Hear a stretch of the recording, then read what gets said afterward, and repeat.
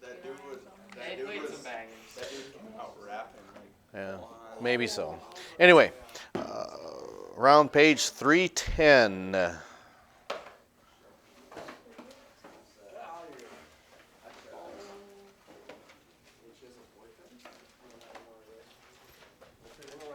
You flip the page 309. What'd you say? Left it open? Oh no. What'd you say? Bored? You're at home by yourself? I wasn't by myself, but I just couldn't move. So I had to lay in the same spot all day, every day, and night. All right. So, yes.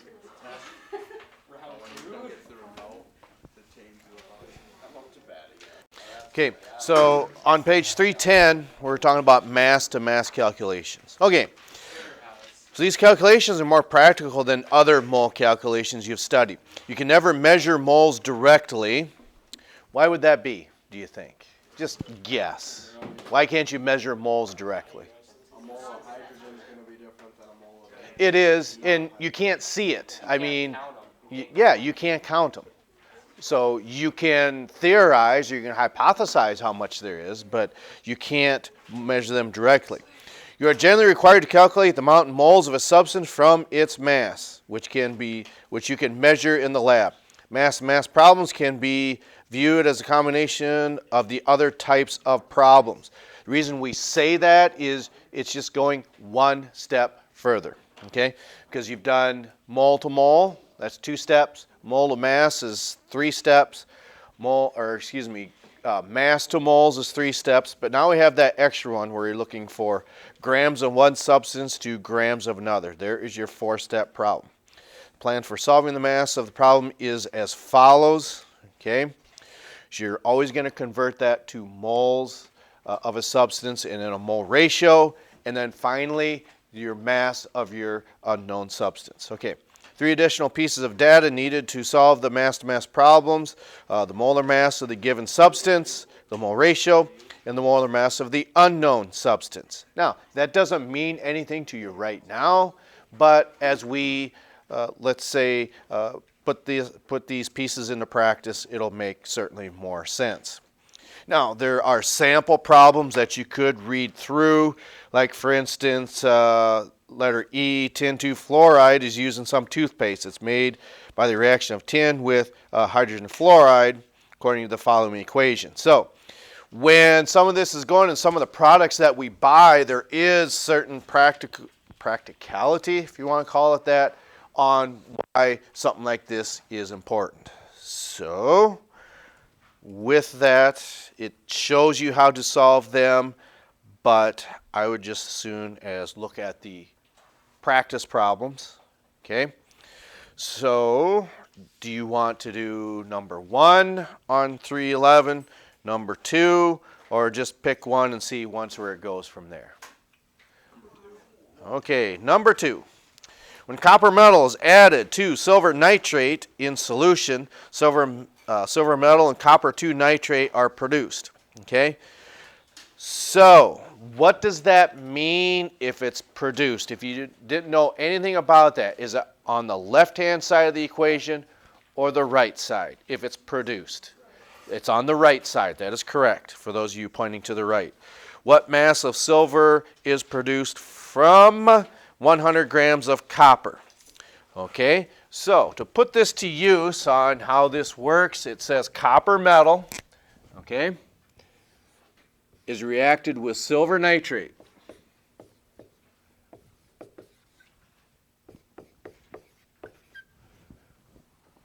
Well, what am I doing this for? Well, that might be true. No, what I'm saying is, why am I not asking you what the symbols are, the formulas? That's what I mean. Why am I doing this? Because you know we know it. Oh, and there's probably some validity to that too. Because remember, you're not always going to be given the equation. So as we see this, when copper metal is added to silver nitrate, is that AgNO3? Is that written correctly?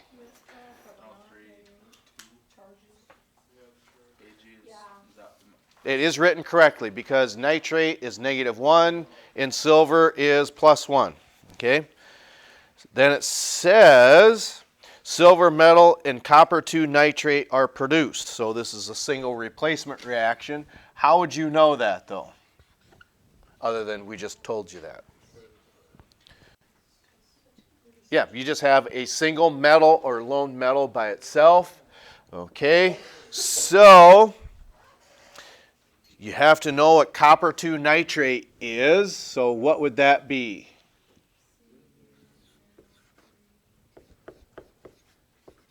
I heard that, and then I heard 2. Here? Here? Okay. And then what's left over? Okay, which we don't have to change. It's not a gas, it's not a halogen, so it's not diatomic. So there is our equation.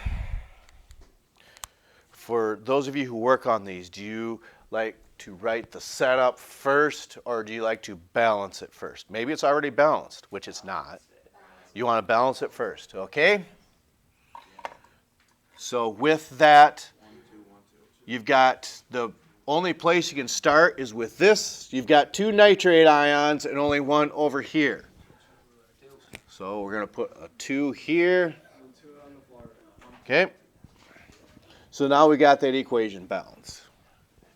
Now it's going to go on to state what mass of silver is produced from 100 grams of copper. So if we get 100 grams of that, okay, how many grams of this is needed? At least I think that's how it's stated. Okay, what mass of silver is produced from, I got that backwards. Okay, we've got 100 grams of this, and how many grams of silver is produced? Okay. Now, whether you write this up here or not, that's just your personal preference, but that way you can see what it is that you have and what it is you're essentially looking for. Is this one where you want to tackle yourself or you want to work together as a group? Work together? Okay, that's fine. So we only have one place to start. That's with 100 grams of copper. And this is going to be a 4-step problem. Okay. And I don't know how far I really need to go with that. Guess that's plenty long. Okay. So how do we get rid of this grams of copper? Okay. So grams of copper gives you 1 what of copper? Okay. That's just a counting unit, remember. But we need to put something here. Okay, and copper is what, somewhere around 58? 63.4? 54. Okay. So our grams of copper are gone. Now we're in moles of copper, so how do we get rid of that in our next step? Because we're still on this side of the equation. We're still dealing with copper. We got to get over there to silver. So we want to get from copper over to silver, and we can do that in this step. How is that possible? Copper on the bottom, silver on the top. Okay, so we got moles of copper here, and then moles. Now, why is this step so significant? You have to put 2 in. Well, true, but when we're talking about a mole ratio, remember, that's allowing us to convert what we have, which is this copper, into what it is we're looking for, which is silver. That's why that mole ratio is so important. It allows you to jump from one side of the equation to the other. And when you see this mole ratio, what must you do? Because you said it already, and you got to put it to use now. Okay, why does A2 go here? because in our equation, we've got to account for that 2. And since there's nothing in front of this copper, that's still just 1. So these have canceled. Now we're in moles of silver, and we can get to the end of that. We got to get to grams of silver. So for every mole of silver, how many grams of silver do we get? 215.74. I think it's this. Now, human error, and I have noticed this, that's how we learn from mistakes. I've seen this still. It says copper 2 nitrate. That's just unfortunate that happens. And we've also seen this. Okay? When's the only time you put those coefficients in? When in this step, in the mole ratio. That's the only time you go back to your balanced chemical reaction. So this is saying we should come up with, you got about 339. Okay? So these have now canceled. So how you would solve that is 100 times 2, or 200 times 107.89 divided by 63.54. And so 200 times 107.89.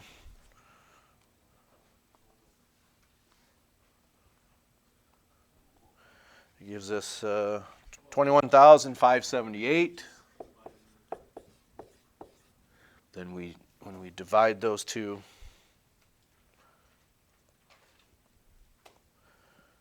$339.60.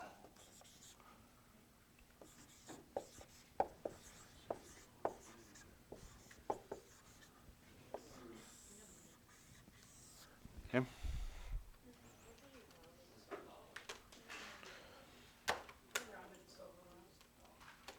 This here, maybe, is 107 what then? It's 88, should be, I think. Oh. It was 878. Oh, okay. Or no, it should have been 87, I think. All right. So then, 87, 'cause it was 868. so then this is wrong. Should be 339 what? Okay. If we were that far off on an actual question. No. If you're within that, even if you had 340, that's still not wrong. At least not in our eyes. When you take this in college, when you have significant figures, that might be perhaps a little different. And let's see here. When we're talking about significant figures, really that should be, they're saying that there should be 3 significant figures in here instead of 5, but to me that's a more accurate answer. Okay, so I suppose you could say it hinges on what we have been doing. There's just that one extra added step. How many of you remember doing, what was it, molar mass problems from last year? Well, I suppose if you want to be technical, you could say last year.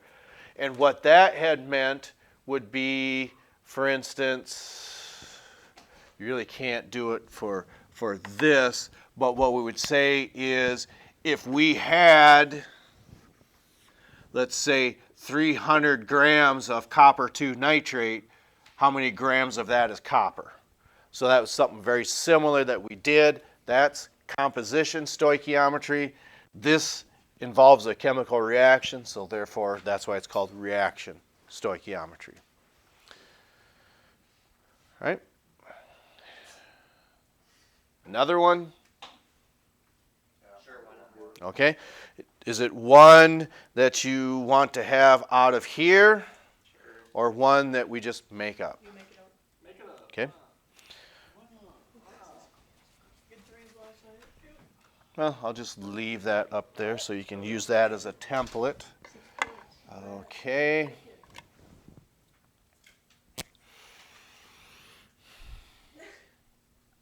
So we've got some tin. Okay. Yeah, boss man, it's you. You sitting on the juice store. I'm not the one. Okay, so what type of tin do we have? 2 or 4? 2? Okay. So we said tin 2 chloride. Why are we going to put a 2 there?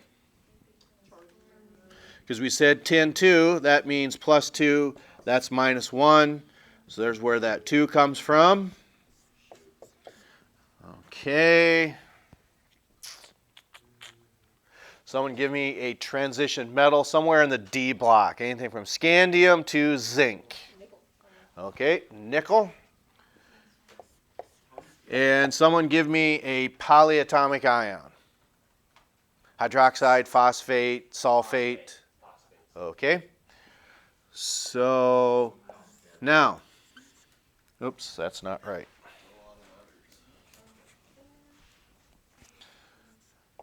So what nickel do we have? 2 or 3? 3. If you do 3, that's a little easier. Okay. So when we say nickel 3, you're saying this has a plus 3 charge. What does phosphate have for a charge? Okay, so in that case, it makes it a little easier for yourself. Okay, so what type of reaction does this look like to you? It's a double replacement. Okay, so do we still need practice with that, or do you want to work on that on your own? Okay, so on the reactant side, which one do you want to deal with? Tin 2 chloride or nickel 3 phosphate? Okay, so how much tin 2 chloride do we have?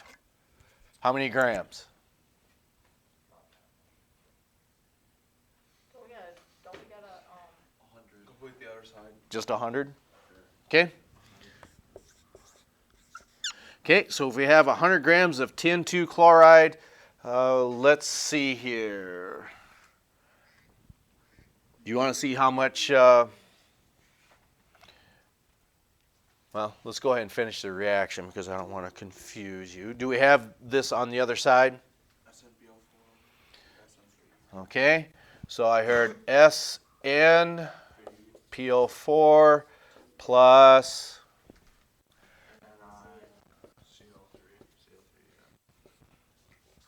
It's SN3PO42. okay.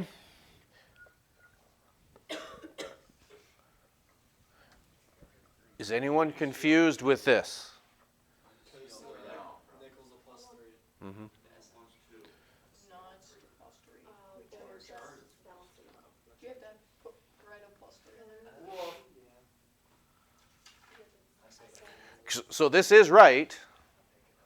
Okay. We got to balance it, but which one of these two do you want to see what's produced? Nickel 3 chloride or tin 2 phosphate? Okay, so we want to know how many grams of that are produced. Okay, on your own or together? Would you double the SN3PO42 Well, right away, or we're not that far yet. can we balance it together? We can balance it together. Okay, so probably to put into words what you had said, what do you think you want to work with? The tins or the phosphates or the chlorines? There's no wrong answer. Phosphates? Okay. So if we've got 2 phosphates over here and only 1 over here, what do we need to do? Okay, so there's I'm interpreting that 2 that you had mentioned. Okay. So your phosphates are now balanced, but your nickels are not. Okay. So we're going to put a 2 there. So your nickels are now balanced, but what does that do to your chlorides? Okay. Is that now balanced? Yes, it is. Now, everyone's going to learn at different rates here. If you've got a problem, please, you've got to say something. Okay? Can we proceed? Or do you want to do this on your own? Okay. Doing that on your own is fine. All right. So, repeat that again, please. So the second step on like the mole of tin chloride on the top, how come we don't put like a 3 there? Okay. When we do that, this is a molar mass because it's grams per mole. Yeah, so It's you not a don't- mole you don't- ratio. You don't have to put the actual mole on the second No, step. that doesn't occur till here. Yep. So one way we know that is we got to get from this side of the equation all the way over to here, and you have to go through moles. Okay, and just like we did in chapter 3, you're going to change that from grams to moles. And notice you don't have to write SnCl2. We just put Tc here for tin chloride.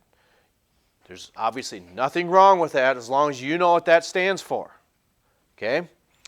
So for every mole of tin chloride, you're going to get moles of nickel chloride. Then moles of nickel chloride also cancel, gives you grams. Now, in here we've got for every 2 moles of nickel chloride, you started with 3 moles of tin chloride. Now we did that really quick. Are we good with this so far? Left outside, are we good here? Okay, middle. Maybe we're nodding. Okay, and right side. Okay. We need any more, we'll have your next paper tomorrow. If not, that's all I've got for today. All right, we'll catch up to you next time.